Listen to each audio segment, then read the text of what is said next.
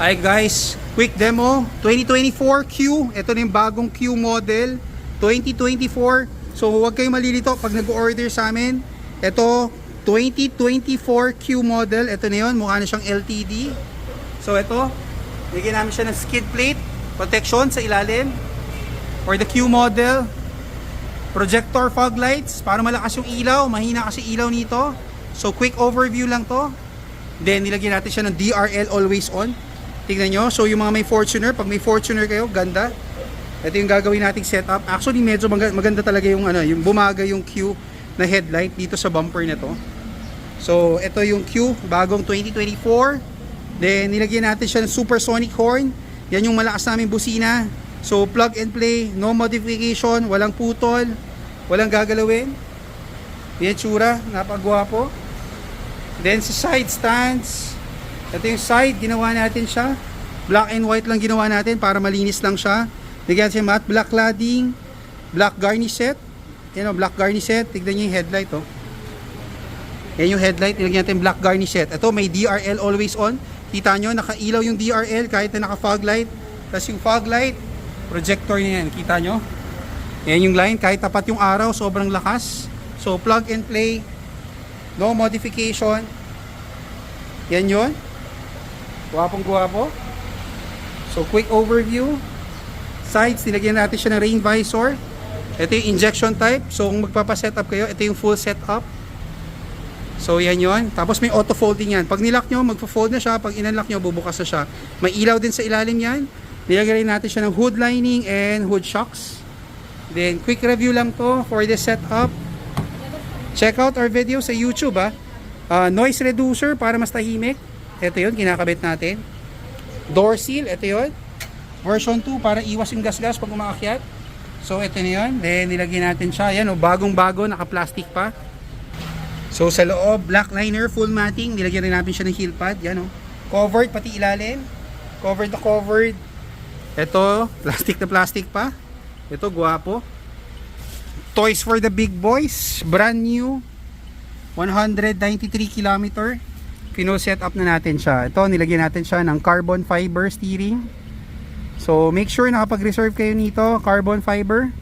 Full carbon. Yan, sarap hawakan. Flat yung top, flat yung bottom. Sarap, diba? Carbon fiber. Original carbon fiber. Napakalinis. So, ito yung setup natin dito.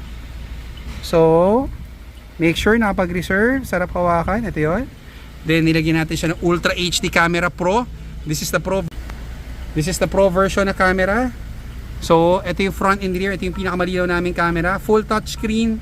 So, ngayon talaga kailangan natin yung mga dashcam. Sobrang makakapag-protect sa inyo to. Ito yung high def namin na camera. Sobrang useful yan para may protection ka sa mga makukulit sa kalsada. Meron kang camera. This is an extra eye on the road para may proof of evidence ka just in case may sagian. Napakaganda ng camera. Napaka-importante. I highly recommend, uunahin nyo talaga ang dash camera sa mga unit po. Then here, yung mating fully covered. Yan, covered na covered. Ito, naka heel pad. Yan yun, protection sa shoes mo, heel pad. So, tignan nyo yung loob, diba? Ganda. So, ito yung setup na gagawin natin sa auto nyo. And then, second row, door seal, ito yun. Ang plastic pa, bagong-bago. Black liner, full matting. Nakita nyo, pati ilalim. Covered na covered. So kung may pasahero kayo, hindi madudumihan yung kotse nyo. Napakalinis. This is overview. Yan siya. Third row hanggang fourth row. Yan yung harap. Tingnan nyo. Pag full setup, napakaganda, napakalinis. So make sure you made the reservation for this para maka-set up. So yan yun. Full setup. Ito na yun. Poging-pogi. So yan yun. And then, naka-LED na rin yung lights yan. Full setup. Sa likod, papakita namin sa inyo. Ilagyan namin siya ng trunk LED. LED plate light. Rear seal para hindi magasgas pag naglo-load. Tingnan nyo yung likod. Ganyan lang siya. Clean look lang siya. Ginawa namin for this. Then, nilagyan namin siya ng LED bumper lights. And of course, nilagyan natin siya ng sway bar. Better handling, better cornering. Siyempre, pogi points. Pag sumusunod ka sa likod, ganda, di ba? So, kitang-kita sa likod, nakasunod ka.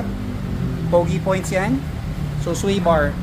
Set up, 1 hour, we're done. So make sure nakapag-reserve kayo ahead para yung parts nyo naka-ready na. So pagdating nyo, ready, kakabit na lang natin siya. Madali na natin siya magawa. So, make a schedule with us. Send us a message, Facebook, JC Garage, para mabook namin kayo schedule. And make a reservation para pagdating nyo, ready na yung items. Pagdating nyo, kakabit na lang natin siya. So, check out our video sa YouTube, JC Garage. And we'll schedule you here at our shop. Thank you!